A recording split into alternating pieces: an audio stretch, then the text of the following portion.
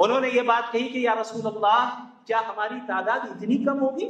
اتنی کم ہوگی؟ آپ صلی اللہ علیہ وسلم نے فرمایا کہ نہیں، تمہاری تعداد بہت ہوگی، لیکن تم سیلاب کی جھاگ کے مانند ہوگے۔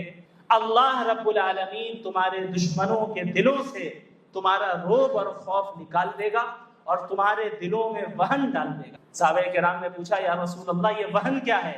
آپ صلی اللہ علیہ وسلم نے فرمایا حب الدنیا وکراہیت الموت، دنیا کی محبت اور موت کا ڈر، دنیا کی محبت اور موت کا ڈر۔ آپ صلی اللہ علیہ وسلم نے ان حالات کی جو وجہ ہوگی وہ بھی بیان کر دی اور علاج کی طرف اشارہ بھی کر دیا۔ یعنی اگر پستی اور رسوائی اور ذلت مسلمان ان پستی اور ذلت سے دوچار ہو رہے تو اس کے پیچھے یہ دو وجہ ہوگی کہ ان کے اندر دنیا کی ایسی محبت آ جائے گی کہ وہ دین کے لیے پھر قربانی دینے کے لیے تیار نہیں ہوں گے۔ موت سے ایسا ڈر آ جائے گا، جب بھی دنیا کی محبت آئے گی لازماً اس کا نتیجہ یہ نکلے گا کہ موت سے کراہیت ہو، موت سے انسان ڈرے گا۔ کیوں؟ کیونکہ وہ دنیا ہی کو سب کچھ سمجھنے لگتا ہے، وہ اس کے ذہن سے آخرت کا عقیدہ اوجھل ہو جاتا ہے، کلیئر نہیں رہتا، تو وہ اس دنیا میں اپنے اوپر تکلیفوں کو برداشت نہیں کر پاتا۔ وہ یہ سوچ نہیں پاتا کہ بھئی مجھے مرنا بھی ہے اور اگر میں نے حق کی آواز بلند کی تو مجھے تکلیفوں کا سامنا کرنا پڑ جائے گا، مجھے اپنے کمفرٹ زون سے باہر نکلنا پڑے گا، مجھے لگژریس لائف کو چھوڑنا پڑے گا، اس دین کے خاطر چھوڑ دینا پڑے گا۔ تو اللہ کے نبی صلی اللہ علیہ وسلم نے ان دونوں چیزوں کی طرف اشارہ فرما دیا کہ حب الدنیا و کراہیت الموت، دنیا کی محبت اور موت کا ڈر، یہ اس امت میں داخل ہو جائیں گی۔ لہٰذا اسی حدیث سے اس پستی کا حل بھی ملتا ہے، اور وہ حل یہی ہے کہ ہم امت مسلمہ مل کر اپنے اندر سے دنیا کی محبت کو ختم کریں اور اللہ کی حقیقی محبت اپنے اندر داخل کریں، آخرت کی حقیقی طلب اپنے اندر داخل کریں، اور ہم دنیا کے صحیح کانسیپٹ کو سمجھیں کہ ہم اس دنیا میں آئے ہیں یوں ہی نہیں پیدا کیے گئے، بلکہ ایک مشن کے ساتھ آئے، ایک مشن کے ساتھ آئے۔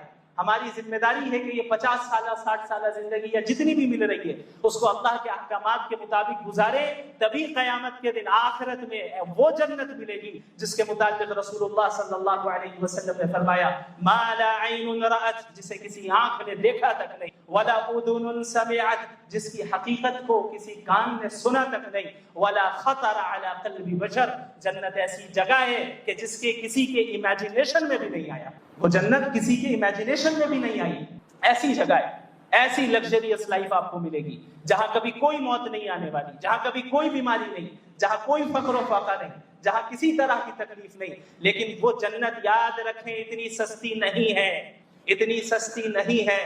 احسب الناس ان يتركوا ان يقولوا آمنا وهم لا يفتنون، کیا لوگوں نے یہ سوچ لیا ہے کہ وہ بس یہ کہہ دیں گے کہ ہم ایمان لے آئیں تو ہم انہیں چھوڑ دیں گے، انہیں یوں ہی چھوڑ دیا جائے گا اور انہیں فتنوں میں اور آزمائشوں میں مبتلا نہیں کیا جائے گا، انہیں جانچا نہیں جائے گا کہ کیا ان کا اقرار صحیح ہے یا غلط ہے؟ صرف محض کلمہ پڑھ دینے سے جنت مل جائے ایسا نہیں ہوگا۔ اس دنیا میں آزمائشوں کا سامنا کرنا ہوگا، پھر ان آزمائشوں میں جمنا ہوگا، ڈٹنا ہوگا، صراط مستقیم پر قائم رہنا ہوگا۔ اور اس کے لیے یاد رکھیں اس وقت جو صورتحال پوری امت مسلمہ کی قائم ہے، خصوصاً ہمارے ملک میں، اس بات کا عزم کر لیں کہ ہم اپنے تمام مفادات کو پیچھے رکھیں گے اور اسلام کے اجتماعی مفاد کو ترجیح دیں گے، چاہے وہ مفاد نسلی ہو، چاہے وہ مفاد خاندانی ہو، چاہے وہ مفاد مسلکی ہو، چاہے وہ مفاد جماعتی ہو، کوئی بھی مفاد ہو، سب سے پہلے ترجیح اگر کسی مفاد کو حاصل ہے تو وہ اسلام کے اجتماعی مفاد کو حاصل ہے۔ لہٰذا سب سے پہلا کام ہمارا یہ ہے کہ ہم بحیثیت امت مسلمہ متحد ہوں، کلمہ توحید پر متحد ہوں، باطل کے خلاف متحد ہوں۔ ہم یہ نہیں کہتے کہ سارے مسلمان ایک ہی مسلک اختیار کر لے، سارے مسلمان ایک ہی فرقہ اختیار کر لے، یہ بظاہر عملی طور پہ مشکل ہے، بلکہ بسا اوقات اس کے نتیجے خراب نکل سکتے ہیں۔ میری دعوت یہ ہے کہ ہم کلمہ توحید پر تو متفق ہو جائیں، ہم باطل کے خلاف تو متحد ہو جائیں۔ اگر ہم نے یہ اتحاد کر لیا اور اللہ اور اس کے رسول کی اطاعت کو اور اللہ اور اس کے رسول کی تعلیمات کو اپنی زندگی میں شامل کر لیا تو یاد رکھیے دنیا کی کوئی طاقت آپ کا کچھ نہیں بگاڑ سکتی۔ یہ اللہ کا وعدہ ہے، واطیعوا اللہ ورسولہ ولا تنازعوا فتفشلوا وتذهب ريحكم واصبروا ان اللہ مع الصابرین. اللہ اور اس کے رسول کی اطاعت کرو، آپس میں تفرقہ نہ ڈالنا، آپسی لڑائیوں میں نہ پڑنا، فرقوں میں نہ بٹ جانا. اگر تم ایسا کرو گے تو تمہاری ہوائیں اکھڑ جائیں گی، تم باطل کے سامنے نہیں ٹک پاؤ گے، باطل تم پر غالب آئے گا، تم اس دنیا میں مغلوب ہو گے. لہذا صبر کرو، اتحاد قائم کرو، اطاعت اپنے اندر لاؤ. اللہ نے وعدہ کر رکھا ہے وَلَا تَهِنُوا وَلَا تَحْزَنُوا وَأَنْتُمُ الْأَعْلَوْنَ إِن كُنتُم مُؤْمِنِينَ. کبھی نہ گھبرانا، کبھی نہ غم کرنا، تم ہی سر بلند رہو گے اگر تم سچے مومن ہو.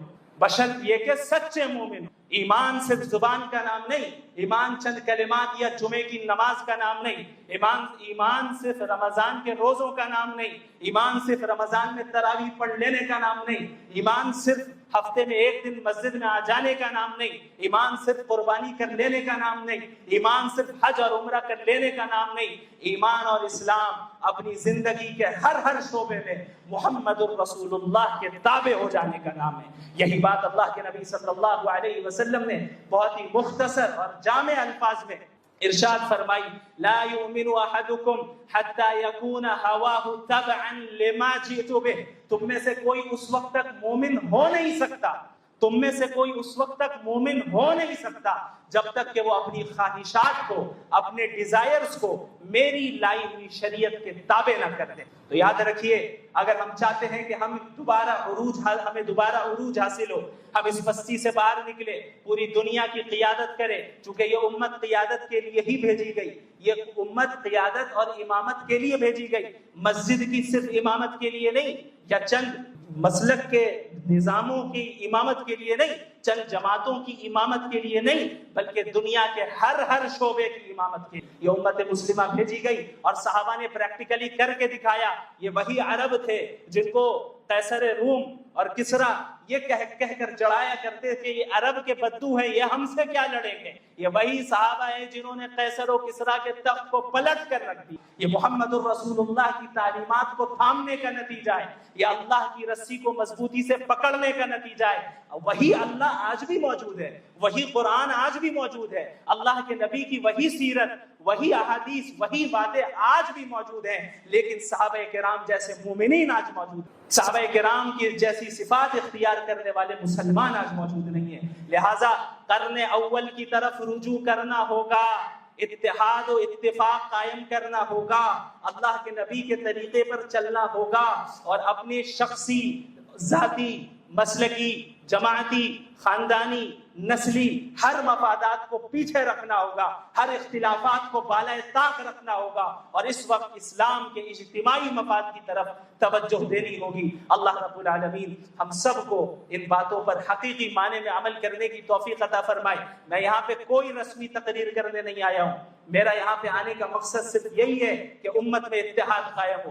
اس طرح کے علماء کرام آپ کو کئی ملیں گے، آپ کو کئی واعظین ملیں گے، کئی مقررین ملیں گے جنہیں آپ ہمیشہ سے سنتے آ رہے ہیں. اسی طرح میں بھی آ گیا، چند باتیں عرض کر دی، آپ سن لیں اور باہر نکل کر پھر اسی طرح ان میری باتوں کو بھلا دیں جس طریقے سے پچھلے 50-60 سال سے بلاتے آ رہے ہیں یا 20-25 سال سے بلاتے آ رہے ہیں. تقریر کو محض ایک ہم نے انٹرٹینمنٹ کا اگر ذریعہ بنا دیا ہے تو یاد رکھیے یہ ہمارے لیے بڑے خطرے کی بات ہے. میں یہاں آپ کی تعریف سننے نہیں آیا، آپ سے داد حاصل کرنے نہیں آیا، آپ سے کوئی مال حاصل کرنے نہیں آیا، آپ سے کسی طرح کا کوئی دنیاوی فائدہ حاصل کرنے نہیں آیا.